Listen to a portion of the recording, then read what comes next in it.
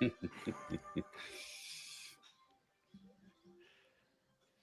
mean, do we really need a formal introduction after that? It's just, it's just so good.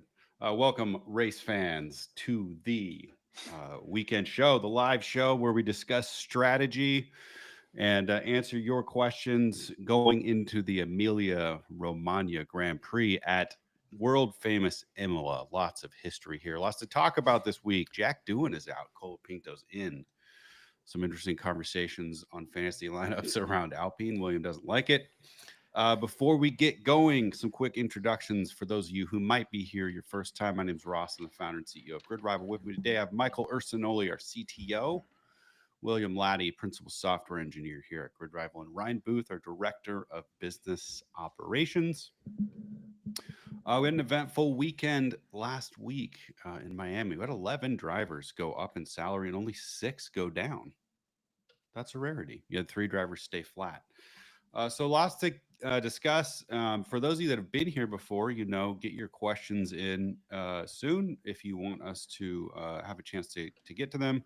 The show is getting larger and larger, and it's getting more and more difficult to make it through every question. And this this week, we are actually going to try something a little bit different to switch up the format.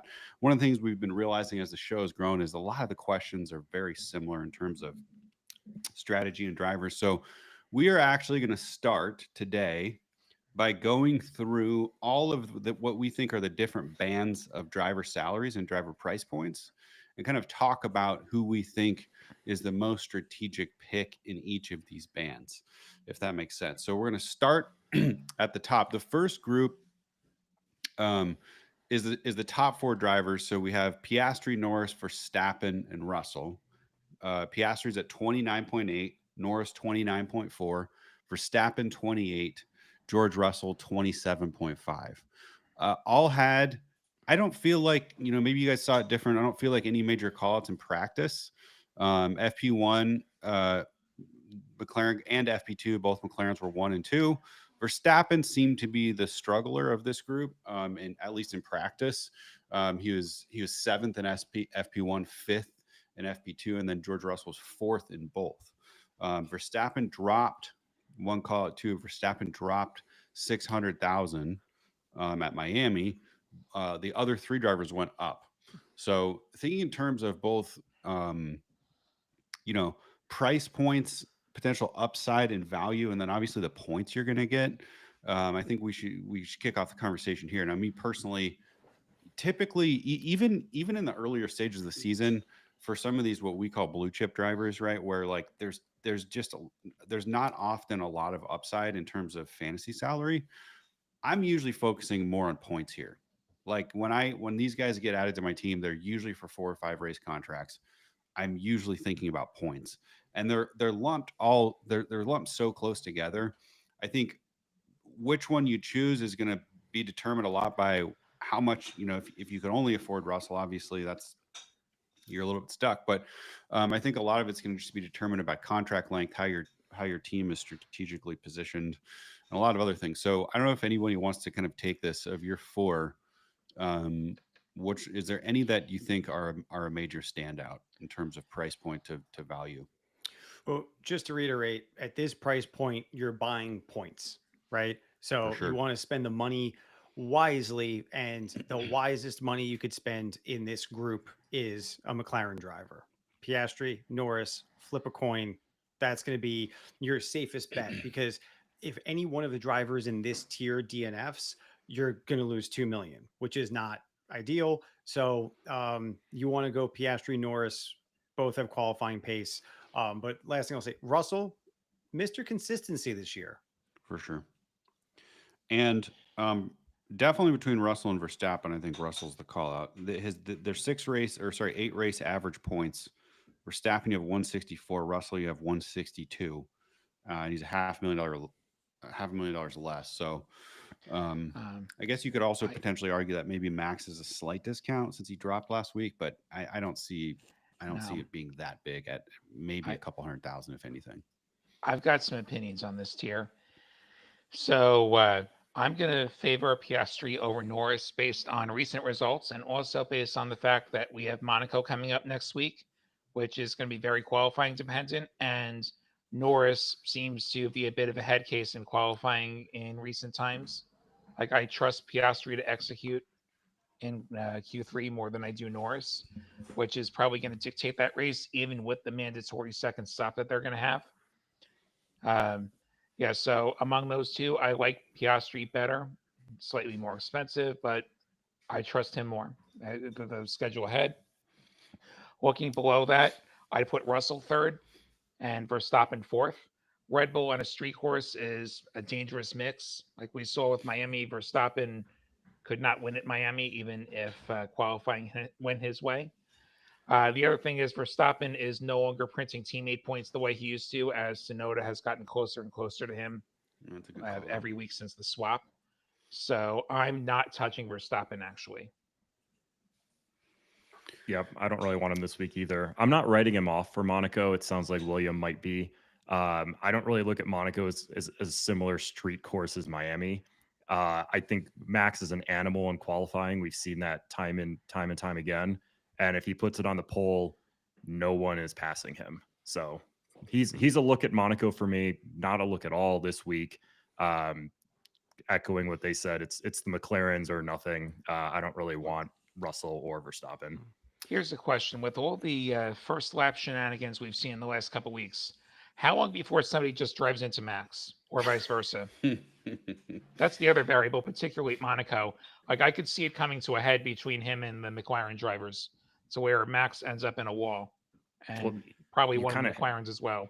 well, yeah, if you don't pass him going into turn one, whoever's on pole, you're not going to pass him at all. So it's kind of your one shot, unless you get lucky in pit stop cycle. Yep. Mike, were you gonna Last say thing I'll say something? in this group of drivers, just for all the new players, 30 million is not the maximum. 33 is the theoretical maximum. So if Piastri is first in fantasy points, he will still gain value, just not that much because he's getting close to the theoretical top. So he was just up 1 million. Kind of unlikely he'll go up another million, even if he's first in fantasy points. And we should also emphasize that taking pole and winning race does not guarantee you the most fantasy points because there are teammate points, there are improvement points. If Piastri wins and a McLaren 1 2, he's probably not getting the most fantasy points because he's scoring basically no teammate points and no improvement And points no because improvement he's points already near the top. and no overtake points. That too. Quick question before we get to our next tier from Jonathan. At what point do I start playing for points rather than growth? If you've been on this podcast several times, we're sorry if you've heard this answer, but I think it's a really important strategic component of this game. And we have lots and lots of years of experience, and we know exactly when Formula One where that price point is. I think we're still learning it in NASCAR and IndyCar leagues, but what we typically see in F1 leagues is when you get somewhere between call what the band is like 125 to 130 million. You get to a spot where unless you have some really atrocious weekends or bad luck, it's hard to drop down substantially. You can kind of get to a spot where you can pick drivers that maybe are less volatile. And so that, at least for me, and I think a lot of other people who have been playing this game for several years, that seems to be the point. If you get really lucky, that can happen in the first, 10 races of the season. We usually see it if we're looking at it on a bell curve of averages. It usually happens around summer break. And summer break's actually a really midpoint in the season where people start focusing on points. I just saw a good question from Chris W. at the bottom of chat regarding McLaren. Since we're on the topic of McLaren and salaries, how come McLaren did not get a salary increase with a once you finish at Miami? Mm. Simple answer. For constructors, the ceiling is 30 million. McLaren is already there. Constructor points are just qualifying position, race position, none of the other fancy stuff. McLaren scored all the points and they were already at the top, so they stay at the top. So McLaren is another play for points, and there's literally no money upside, nothing but downside financially with McLaren. Hope that answers it. Yeah, love it. Next salary band of drivers, we got Leclerc 24.4, Hamilton 22.2, Kimi Antonelli 21.8. Call outs in practice was to me, Antonelli was slow, 13 and 18. Leclerc in FP1 was slow, 12. Hamilton in FP2 was slow at 11. But I feel like Antonelli seemed like the biggest kind of abnormality of this group. Real quick before you guys say anything, average points. This is interesting. 8 race average points. Leclerc 131, Hamilton 124, Kimi Antonelli 147. Mm-hmm. And then last data point is Leclerc dropped 1.6 after Miami. I'm ignoring Antonelli's practice times. Okay, tell us why. Just I don't think they're real. You think he's sandbagging or what? I watched them. They're real. I watched the recaps, but no, I think we don't know what program he was running. He's Russell was near the top, and I have just more faith in Antonelli than Ferrari right now, and I say that as a unfortunate Ferrari fan. I would, and also Antonelli's 21-8. So when you're optimizing for budget, if you have a McLaren and then Antonelli, you have a podium contender and a top 5 contender on your lineup without spending a ton right there. That's where, so my money would go to Antonelli within that bracket. Is Kimi really going to disappoint his classmates? I understand all of his classmates are there. Like, he's still finishing high school. Like, he's that young. Like, supposedly asking his engineer for math lessons. I read somewhere. I think that this is a home race for him, like even more than Monza is. And home races can be interesting for drivers. Like, you see some where it takes them forever to get over the hump in front of their home crowd, and then some that just take to it right away. I think that this might not be the year for Antonelli. Like, I think it's a capable car. For some reason, the pace wasn't there. Maybe they'll find something overnight and get him back into contention. But I think Russell comfortably beats him. And I think his race is going to be with the Ferrari guys. Yeah, so I guess this is the Italian tier all around with the 2 Ferraris and Antonelli. Mm-hmm. And I did watch practice this morning. That car is slow. Actually, all these cars are slow. These cars all stink. Like, I was up at 5 a.m. chugging coffee to watch this thing, and the coffee ran through me quicker than any of these cars on the track. Like, this is a horrible tier. Don't roster any of them. Ferrari's toast. Antonelli is slow. These guys are overpriced. What about Leclerc don't want any of them at a drop of 1.6? Do you think that gives him any sort of discount? I just want no part of Ferrari right now. I heard the rumors about their upgrades. Like, I don't know. I just think they're pretty significantly behind all the teams in front of them. Like, I just want no part of them. I'd rather save down the board. I heard that Ferrari's had to get real conservative with the ride height since the disqualifications in China. And that might be hurting them. And it seems like it might be a bit of time before they get it together. I think the real wild card among this entire above talent driver tier is what happens in Spain. There's a technical directive coming in around testing of movable aerodynamic components. McLaren swears up and down it doesn't affect them, but who knows? Yeah. So, like, maybe we see a change in the pecking order with Spain and that coming in. Well, my pushback on Antonelli is the best selection. You might have to, in order to get the most amount of, in order to not lose enough points where you're like losing ground, I feel like you kind of have to consider Antonelli in a lot of lineup combinations, because who's going to be ahead of him? As of right now, based on practice, you have Albon, Sainz, Gasly as potential. All 3 aren't going to be ahead of him. I think so. You think so? Yeah, I love. We'll get to it later. I love Gasly this weekend. He is my favorite. He is my favorite play of the entire weekend, along with Alpine as a team. I think Gasly outperforms Antonelli.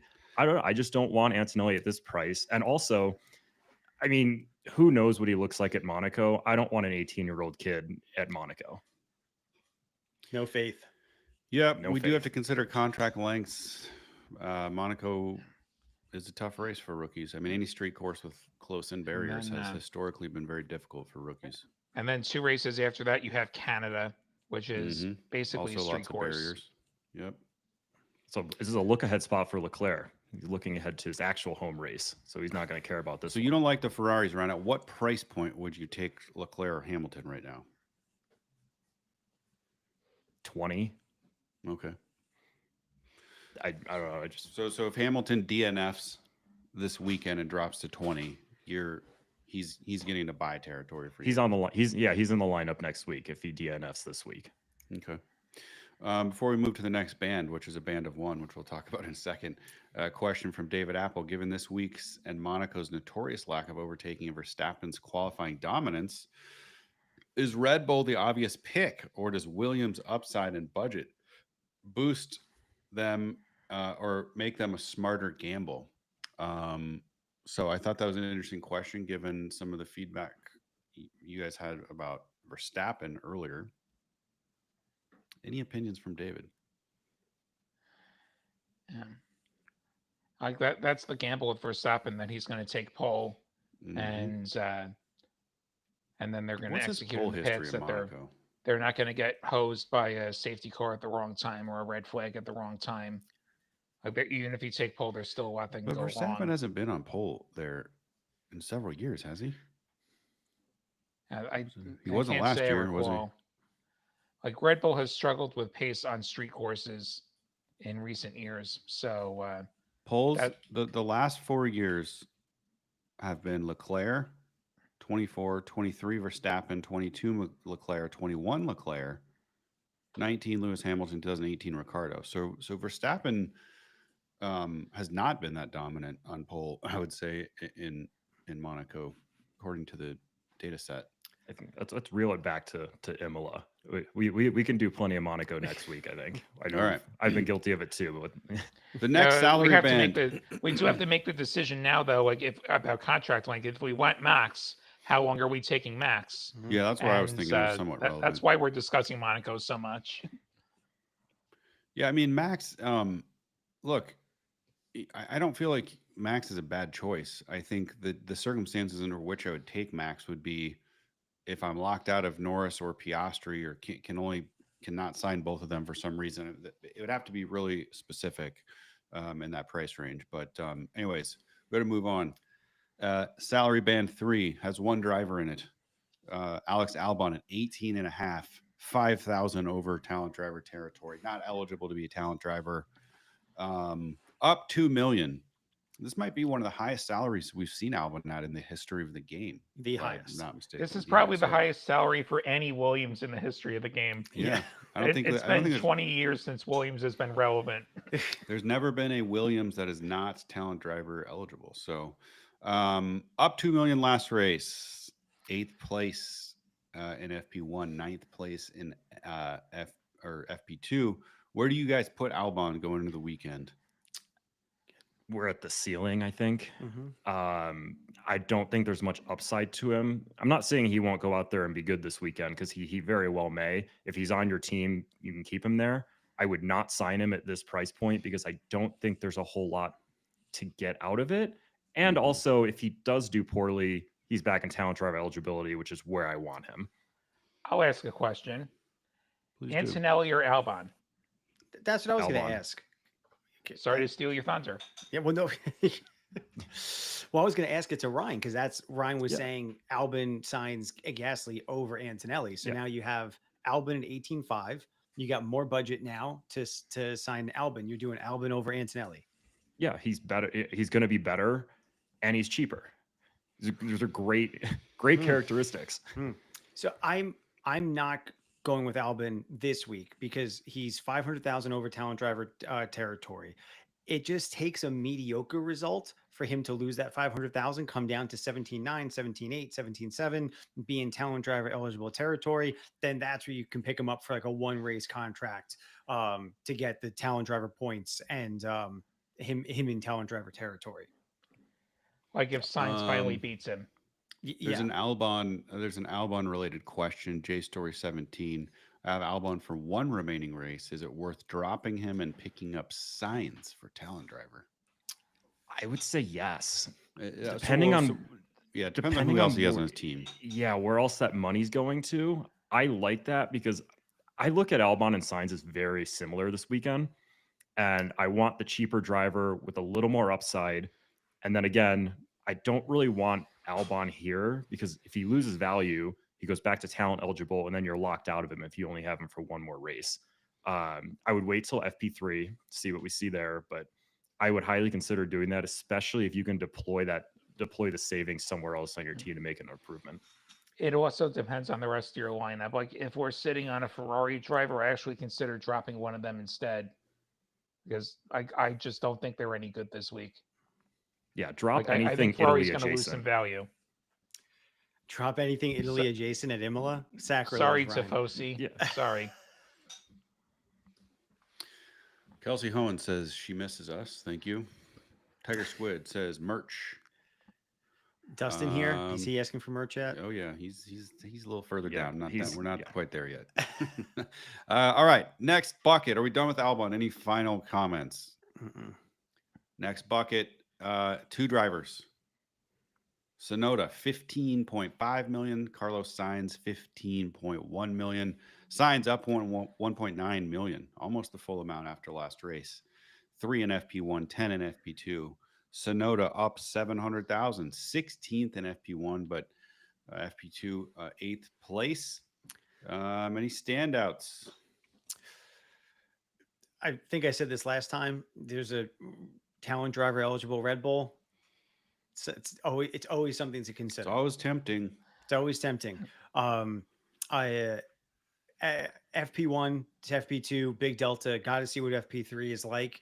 But even with that said, I do like the Williams pairing more than I like the Red Bull just because of the unknown. I feel like, Yuki's still getting his feet under him in this car. The car is not that good, whereas Williams is on a hot streak. So like, there's a saying like, don't put good money behind bad or whatever it is. Like, Yeah. I'm still favoring Williams, but Sonoda's tempting as hell at this price point. For what it's worth, Carlos Sainz's last 2 races were 8th and 9th. Sonoda's last 2 races, 19th and 10th. Sonoda got Bahrain, run into Yeah. that one race. At Bahrain, he finished 9th, so they are legitimately very, very close. Sainz thinking- only has 2 more races in his car than Sonoda does. Sainz is new to Williams this year. Mhm. Like if I can have one of each, like if I can have Sonoda and a Williams driver, I like that for diversification. And so like I'm okay signing either driver, and it depends on the rest of my lineup is the real answer. Like I'm okay with either of them as talent driver. If I have their teammate, I probably take the other guy, just so I have 2 different teams represented. I think that's the big point is Sonoda's in a great spot between the 2 Williams. So like if you're considering running Albon Sainz, run Sonoda Albon, Sonoda Sainz. Like make that flip. This way you're not putting all your eggs in the Williams basket. Any more thoughts here on those 2? Next, Nothing to add. Next tier is spicy. There's a lot of, I think, a lot of optionality in here. So next tier is 5 drivers. Next 2 tier are both 5 drivers, so make it the bottom 10. At the top of this tier, you have Ocon at 14.1, Isaac Hadjar 13.7, Pierre Gasly 13.5. You got Alonso at 12.6 and Oliver Behrman at 12.6. Some quick stats. Behrman and Alonso both had some rough salary drops after the last race. Behrman down 2, he DNF'd. Alonso down 1.6, he finished 15th. Let's see. Hadjar was up. Hadjar has been the rocket ship of this season in terms of salary. He's been consistently moving upwards. Gasly down 200K. Ocon stayed flat. I don't think any major callouts here from FP1, although Gasly was fast to Ryan's point. So I think let's start off with you. Gasly was at 6 in FP1, 3rd in FP2. This tier is actually extremely easy for me. Ocon, bad. Hadjar, fine. Gasly, really, really, really good. Alonso and Behrman, both really bad. I want Gasly on every single lineup. I want him as my talent driver. and I want Alpine as a constructor. Like, What spoiler did you alert. see? What I didn't catch practice sessions yet, other than what we have on our data on our charts. What did you see about Gasly? Is it just where his Speed. price has dropped to? I saw some speed. He looks Okay. comfortable, and he's really cheap. So those are the three things that I look for. I love them all. I'm all in on Gasly. I think Haas. I mean, I think Haas is probably better than they looked in free practice, and I hope for their sake that's true because they looked atrocious. I think there's a little more there. They never really practice well, so that's just kind of how they are. And I want no part of any Aston Martin. I think we've been saying that for a couple weeks now. Um, yeah, so that's about it for me. And Hadjar, he looks fine. If you have Hadjar on your team, keep him. I don't know if I'd rush to sign him, but Gasly is a guy that I definitely want on my team, in my lineup, and as a talent driver from pretty much everywhere. Let me ask you a question. You have Hadjar. You have to pay the drop fee. Do you pay the drop fee for Hadjar to pick up Gasly? Is that how bullish you are on Gasly right now? Yeah, I would. Really? Yeah, Gasly is clearly the best of the five here. Hadjar, note that he did spin off in practice this morning, brought out the red flag that almost ended FP2. Also, we have Monaco coming up. Imola and Monaco both have a lot of, shall we say, self-enforcing track limits in the form of gravel and walls, like we used to have back in the day. So Hadjar is a bit more of a risk there with less experience. Haas does not look good. Their races with Racing Bulls, like they're like seventh, eighth best team. So yeah, I think Haas is going to have a bad weekend. I think Aston is ninth best right now. I think they're beating Sauber, and that's it. So not touching Alonso, not touching the Haas drivers. Uh, yeah, I'm with Ryan. Gasly, good. Hadjar, okay. Everyone else, radioactive. So to summarize, this is the talent driver tier, right? This is where we're going to get the most points. So we have Gasly, Sainz, Sonoda. Those are the top three eligible talent drivers going into this weekend. I have Gasly on some lineups. I have Sainz on some lineups. I don't have Sonoda on any lineups just yet. I'm waiting for FP3 to see if I'm going to put Sonoda on a full lineup. But I can't choose between Gasly and Sainz. Sainz has had some rough goes, but Gasly's consistency, both with the car and with himself, can sometimes let you down. Is something that does happen. There is a little bit of a dice roll there. So it's a advice to anyone who, I would say, if you have Sainz, I wouldn't drop Sainz for Gasly. Is that a fair statement? Signs for Gasly. I wouldn't drop Sainz for Gasly. Yeah, not signs. I like signs. Yeah, I mean, I if do that's your too. only move, I think for sure. I just think a straight up swap doesn't make sense. If there's some other strategic reason, maybe you need like an extra 500K to pick up, Lando instead of Verstappen or something. But yeah, Except I agree with you. I think we got to run the math. Like how many fantasy points does Gasly score when he wins the race? When he's in first? Like when he qualifies on pole and wins, like that's a lot of points. That's a lot of so points. I think he's depends worth on, dropping almost anybody. That depends on how Calopinto does. Yeah, and Well, True, and Colapinto. Colapinto finishes P20. Yeah. Which Gasly, by the way, he does have a win, and that was at Monza, if I recall correctly.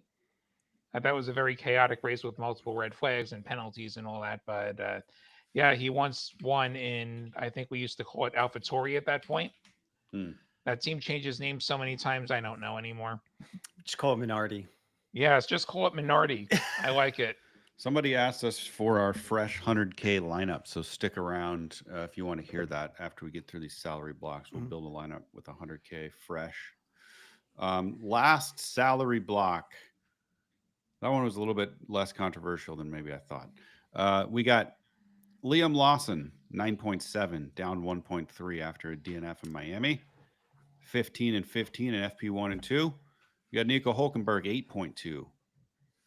Up 900,000 last event, 10th and 19th. Lance Stroller Coaster, baby. Just hanging out the bottom of that dip. He's hanging out at the bottom. He's gonna when's he gonna go back up is the question. guessing not a lot of betters on this weekend. He's at 7.7 million, 11th in FP1, 17th in FP2. That sounds a little bit more like it. And Colapinto 6.6 flat salary, Bortoletto 4 million flat salary. 4 is getting pretty dang close to about as low as you're ever going to see. Which DNF. I think the hypothetical minimum is like 900K. it is 900K. Yeah, so this is an interesting tier. First of all, Sauber's garbage. So Hulkenberg, Bortoletto, like, they're going to be the last cars running. We'll get that out of the way. I think Stroll is in the 9th best car, so we'll put him right above the Saubers. It's between Lawson and Colapinto. Colapinto's got a faster car, but he's also brand new to it. We saw it took Sonoda and Lawson some time to get acclimated after their swaps. Also, we have to consider contract length with Colapinto. We have Monaco coming up. Some of us don't look at the Williams stint with such rose-colored glasses. He crashed more cars than Sargent did. And people seem to have collective amnesia around how many cars Colapinto crashed. So I don't know if I like Colapinto for more than a race just for that reason. But he's got the faster car than Lawson. His ceiling is higher, but his floor is lower. And I don't know if the ceiling's that high the first week. And I also think Dewin really got screwed with this. You got to give more than 5 races. I'm going to give a little inside information for all of the, how many people are on the chat right now? 131. So 131 people, you're going to get this information. The rest of the 100,000 people aren't going to get it. We underpriced Colapinto. We underpriced him. He's underpriced. That's a fact. All of our numbers were above the number he's posted at. We could not price him lower because when we removed Dewin, all the players who had Dewin would have to pay drop fees on other people on the lineup. There's ceiling there. 1 race contract, Colapinto at 6.6. Give me that over a 2 or a 3 race contract with Bortoletto for 4. So for anyone who hasn't heard me talk about Bortoletto before, Bortoletto at 4, he's at like the theoretical, one of the lowest prices he could be in a game. So for 4 million pounds, I'm going to use the proper term since it's in pounds in F1, you're getting somewhere between 75 and 90 points. That's some of the cheapest points you could buy in a game. So you roster Bortoletto hoping that he doesn't finish last or he doesn't DNF, essentially. Like he's going to be 16th, 17th because of DNFs and he's going to finish. With Colapinto, there's upside. There's a potential upside there that Bortoletto does not have. Those are my 2 picks from this group, Bortoletto and Colapinto all the way at the bottom. So run Colapinto for a 1 race contract. So I think Bortoletto's value could actually keep dropping. So, like I said, Sauber's going to be the last car running. And the cars have gotten so much more reliable that usually 19 or 20 of them are running. And also, even the worst drivers these days are a lot better than they were 10, 20 years ago. And like they're bringing the cars home in one piece, where that used to not be a thing. Especially now that it's hard to get yourself beached since we removed all the sand traps outside of Imola.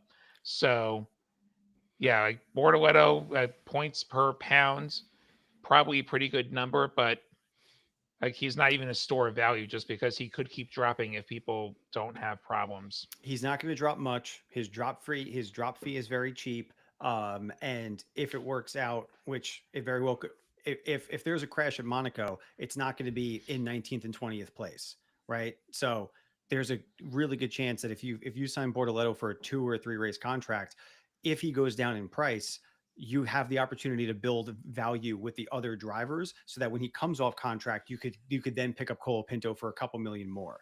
So that's what I'm saying. Like if you're taking Bortoletto for the cheap points to value, take him for a couple of races, and then if you're taking Colapinto, go for a short race. Let's just see how he does. There's upside there. Alrighty, on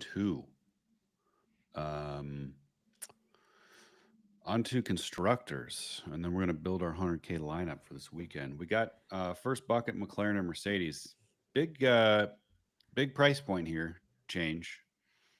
This is maybe not bucketed as much by salary as it is by potential points, upside in points.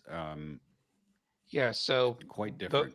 Yeah. So I actually sketched the buckets together right before the show on the constructor side.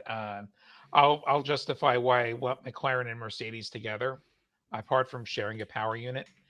McLaren is the favorite to finish 1-2 and qualify 1-2 most weeks, including this one. So no financial upside, but all the points like potentially for them. Mercedes does have upside value wise if one of the McLarens should happen to stumble. Mercedes is probably next team up. So Mhm. you'd be trading some points, but you have the potential to gain value. I think that's the most potential among all of the constructors near the top. So I think it's McLaren or Mercedes. I think Mercedes probably ends up being a pretty efficient use of your budget. You guys, Ryan, Michael, you have any thoughts there? No, I'm not even bothering with any of the high price constructors. It's just kind of where I'm at. Same. When's our next sprint? Is that even a? I don't even think That's it's not really for 5 like races, 6 right? races. That's like Yeah. Belgium. Okay, so nothing to consider. Okay, next bucket we have Ferrari, Red Bull, Williams. Ferrari 23.1, Red Bull 22.8, Williams 17.7. Williams 8 race average 125 points, Red Bull 137, Ferrari 130. So clear that Ferrari's for sure the most overpriced of this cohort. I think it's really a decision between Red Bull and Williams. I think I know what probably all three of you were going to say. Again, none. Like if I'm picking, like if I want a constructor, Yeah, you have and to yes, there's run. The exercise is which Well, of these three? Well, I'm It's trying weird. to I'm trying to steer our players in the right direction. I don't want them Yeah. putting any bad constructors on their team at bad values. It's weird. It's weird that there's a £5 million gap between Red Bull and Williams, and we have them in the same quote tier.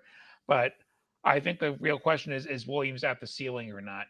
If Williams is at the ceiling, then like what you see is what you get. I don't know exactly what fifth in fantasy points gets you in terms of where the salary will converge to, but like Ferrari and Red Bull, nothing that inspiring. Like honestly, neither of them are all that inspiring. I like Red Bull slightly better just because Max can pull some magic, but Williams I think is fairly more efficient in terms of what you're going to get for your money. And I also lump them up here because I think they're considerably better than everybody below Williams. Well said. Tier 3 Haas Racing Bulls. Racing Bulls every day of the week instead of Yeah. Haas. They're much better and Same, almost same they're within a point of each other. 8 race average points. RB 13.5 Haas, or sorry, Haas 14.1, RB 13.5. I think Racing Bulls is trending in a much better direction than Haas is. I think Haas is one of those constructors, along with Aston Martin, who I would never want on any team at all. You can make cases for spending money on the expensive constructors, even though I wrote those off. Haas and Aston Martin should not be signed by anyone. Yeah, Racing Bulls for Strong sure. opinions there from Ryan. Let's see. Michael, do you have anything you want to say? It's okay if you don't. We don't Yeah. need to force it. No, we don't need to force the issue. I'm in Ryan's camp on this one on forcing constructors. It's I have a very linear view on constructors for the next few races. Yeah. So we got next bucket is Aston and Alpine, and then I'll just add it in here. We have Sauber on an island.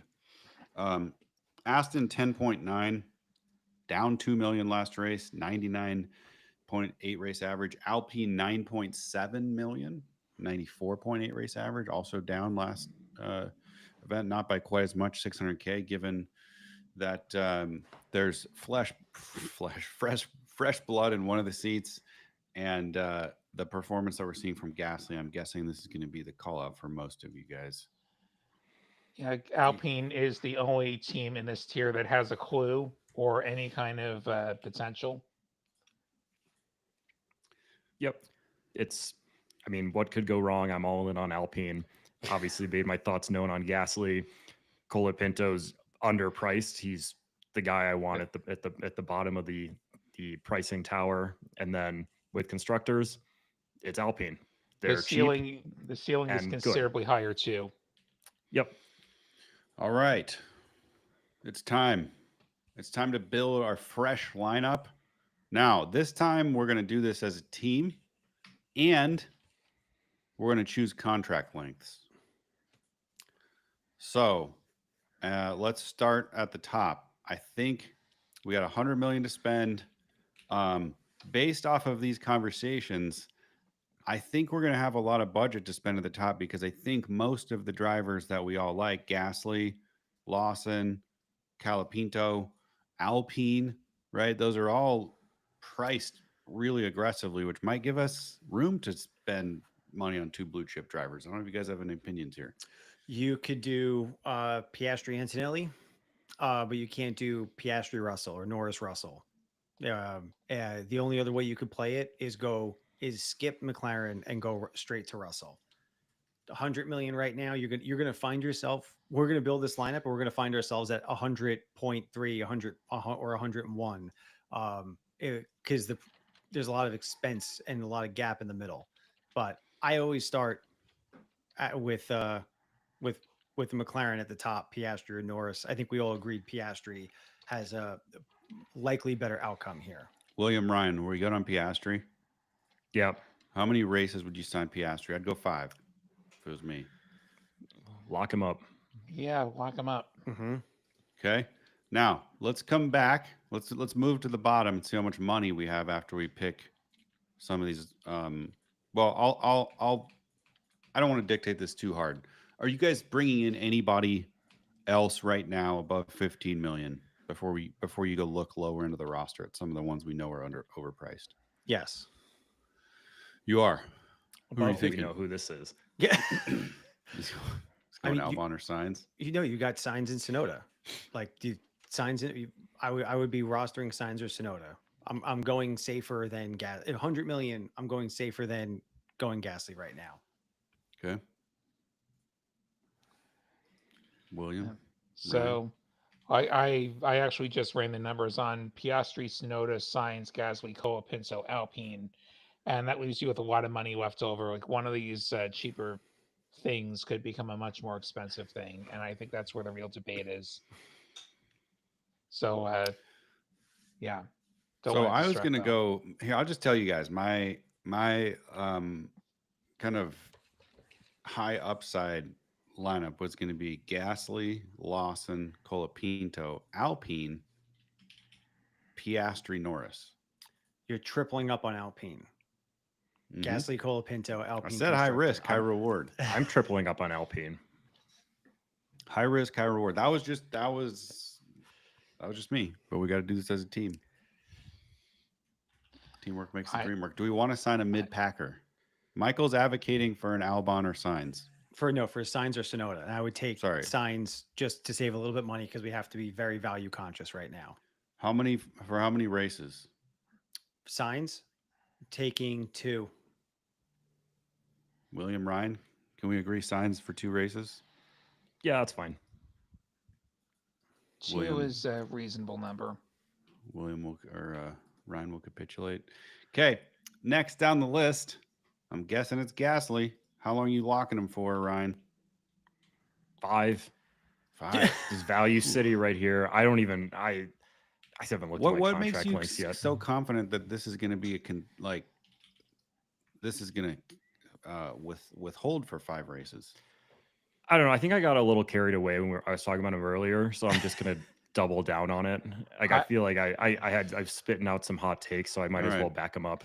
William, Mike, do we need to rein him back in? We do. Well, probably. We're if you're doing Sainz, Gasly, Piastri, you already know you're signing Bortoleto or Stake as your constructor. You need the money. Not necessarily. Go for it. Okay, so I'll tell you now, if you ran Piastri, Sonoda, Sainz, Gasly, Colapinto, Alpine, that's only 74.7 by my math. So obviously one of those is going to get upgraded considerably. So like we can fit Sonoda and Sainz very comfortably in a fresh lineup and Piastri. is what I'm getting at. If we have that much faith in Alpine, my lineup is going to diversify a little bit more. I'm going to say we're probably swapping. Probably it's a tough choice. Like I'm probably swapping Colapinto for Norris in my lineup, and I'm spending most of it, and I'm sure I can play around a little bit more at the margins. But Right. yeah, Well, I don't want to put all my eggs in the Alpine basket. Like I'm a little bit more reserved. And the other thing is, if I'm signing Colapinto, I really, really don't trust him at Monaco. Is my problem. It's like I all right. have a Hold on. hard Hold on. time signing him for more than one. We got ahead of ourselves. Yeah, we did. How many races are we adding Gasly to our? Oh, how many? Of course. I would go. I would go two. I would be in 2-3 if I'm bringing. Yeah, him. yeah. He's going to hit the ceiling 2 to 3 races from now. I would go 3 if I'm on the Gasly train on this lineup. Okay, let's go 3. So we got Piastri, Gasly, we got Sainz. What's next? We talked about Lawson. We talked about Colapinto. I think let's skip Lawson for now. Are we adding Colapinto? We've all said he's underpriced. I'm not rostering Alpine. I'm not rostering a triple Alpine. That's not going to be my recommendation on YouTube to live forever. I'm out. We've said way stupider things on this show. So if I'm in a league and like there is a next week, I am diversifying. If I'm playing like there's no tomorrow, then I could load up on Alpine. Like if I was in like a 1 week contest and like I needed to, there is no tomorrow, there is no Monaco, I load up on Alpine. But in the worlds where there is a tomorrow, I don't want to triple up on Alpine, and I'd only want Colapinto for one race, like I was saying before, because I don't trust him at Monaco. Okay, so if we're diversifying the lineup, which of the 3 Alpine elements are we not adding? Because we're definitely adding 2. Colapinto's out for me. Colapinto's out for me on this lineup. Ryan, who do you vote is out? You have to choose one. I guess it's Colapinto. Just I can't say Gasly after I've dug myself into the Gasly hole, and I can't say Alpine because they're the only constructor who I said is worth having. So I think process of elimination. Goodbye, Colapinto. Plus, I still kind of hate him. Constructors can jump 3 million rather than 2 million like drivers. So there's more financial upside. And yes, justice for Logan. I really don't like Colapinto just for that reason. I don't like the person who runs Alpine. I just dislike that organization, and I hate having to speak highly of them. And something I to can't think believe about. he wormed his way back into the sport. Yeah. It's disgusting that he's running this team again. Something you to think know about. I'm talking about. Yeah, with Colapinto too is even like Alpine sounded like they're playing a GridRival game. They're like, oh yeah, he's a 5-race contract. Yeah. Yeah. Okay. Now, what do we want to do? So we're at 68.1. We have 1 driver left. We got 1 constructor. Are we signing? Goodness. Sorry, that includes 68 includes signing Alpine. How many races are we signing Alpine? I'd probably be the same as Gasly. I'm going 2 or 3.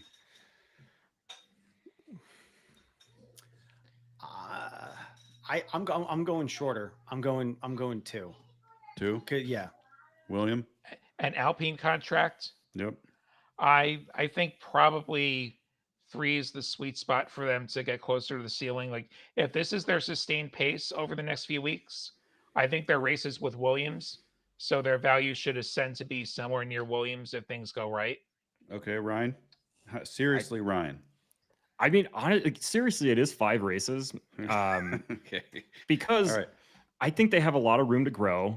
And if this pace that they're showing is not real, you can drop them for a very small fee. They're such a cheap constructor that I'd rather just pay a really small fee than miss out on the potential huge jump in value over 4 or 5 races. I mean, it might not happen, but if it does, great. And if it doesn't, you can just cut them loose for a very small penalty. Okay. We got 3 drivers, 1 constructor. We got Piastri, we got Sainz, we got Gasly, we got Alpine. We're at 68.1. We need to bring in 1 more driver, 2 more drivers. Sorry. We talked about Lawson at 9.7.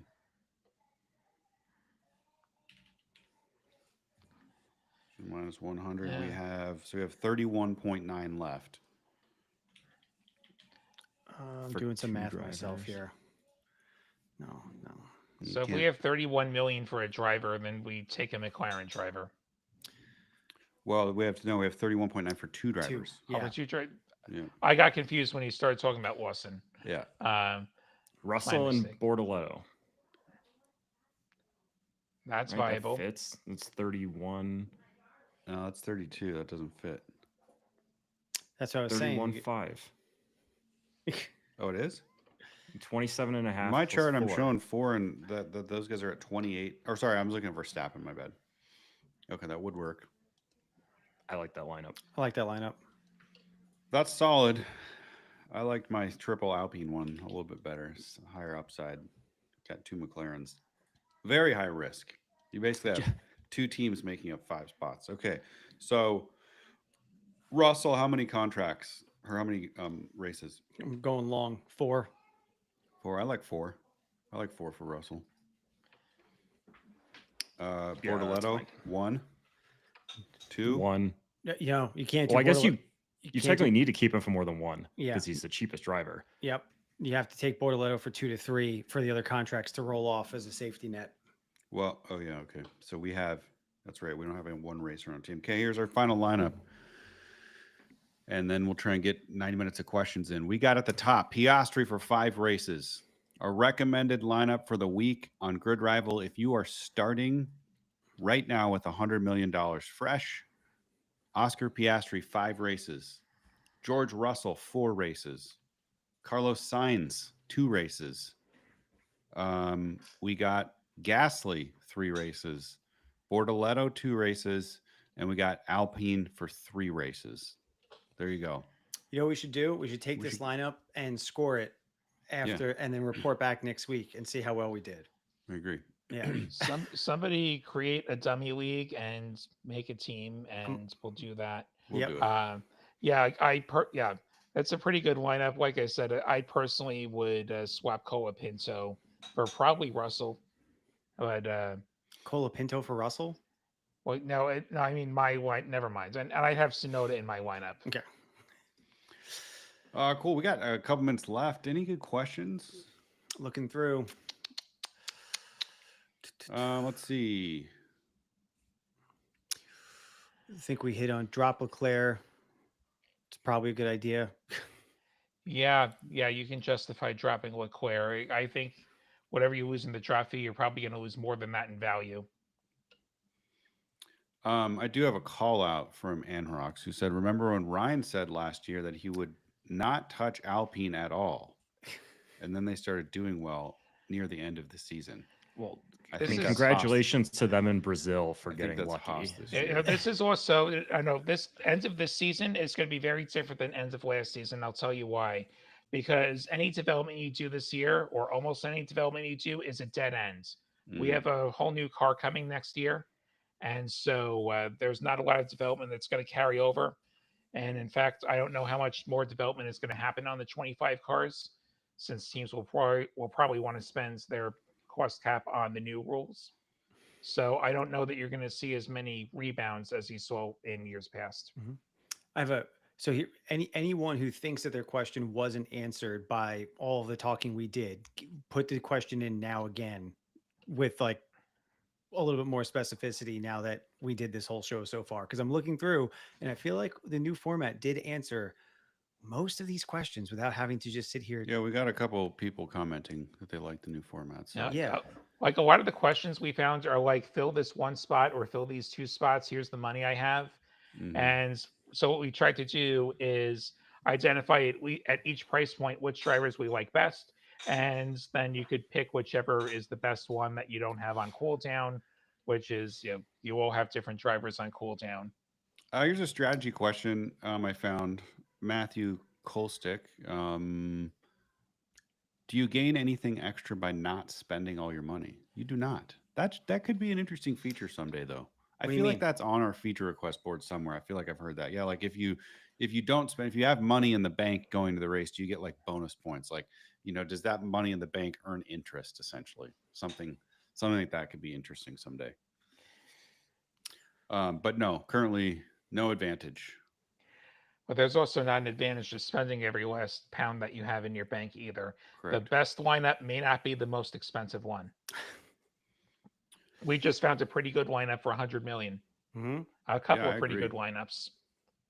Someone asked if I was wearing makeup. The answer is no. I'm wearing a ripped T-shirt. So if I'm wearing a ripped T-shirt, it's a good chance I'm also not wearing I makeup. didn't see that. But thank you for the compliment. Let's see. I don't think these are all mostly what's here is lineup questions. So Oh, sorry, y'all. We are gonna. Oh, go ahead, Michael. Anthrox, who's the talent in your $100 million lineup? Are we going Gasly? Oh, that's right. We didn't say who the Yeah. talent driver was. Of course Yeah, we I are. think definitely Gasly. I mean, it's The between guy who's going Gasly to win and the Sainz. race. It's between Gasly or Signs in the lineup that we gave, and I think we'd Gasly probably. right now feels better.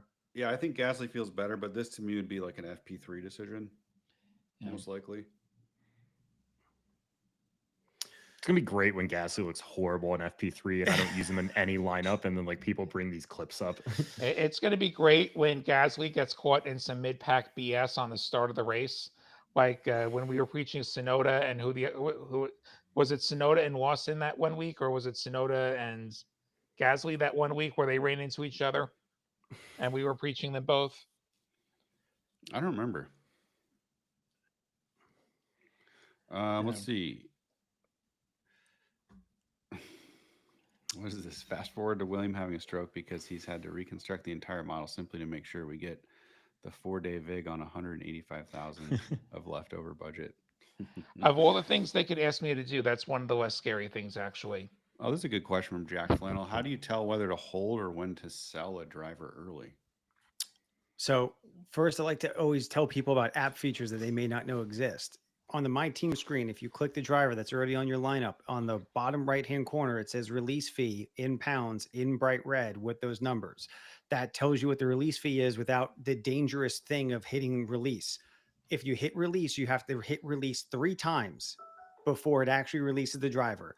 If you do that and you submit a support ticket, the answer is no. You release the driver 3 times. That sticks.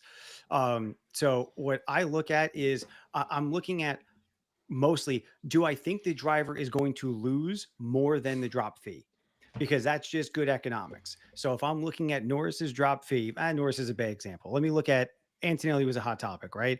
If I'm looking at Antonelli's drop fee, it's 654K. If I think he's going to drop more than 654K, he goes on my mental list of I might drop him because a drop is cheaper than what I think they'll lose. Well said, Ryan William. Anything you want to add? Yeah, that's the prime driver for me. Like, is this person going to have a very bad day relative to their value, or is there somebody who is going to be a much better use of that money? Yeah, for me, Like it's maybe usually that. like I will pay $500,000 drop fee if I'm signing somebody who's going to likely gain me 2 million. And that brings us to our last question, which is on the same topic. Aaron Leach says, "Do I take a $900,000 hit on dropping McLaren for a cheap constructor to enable more expensive driver pickups? Only have Piastri and McLaren in contract. All other spots are open." 900K. I probably would. I think you can probably get that back in value depending on what type of driver upgrade you're making.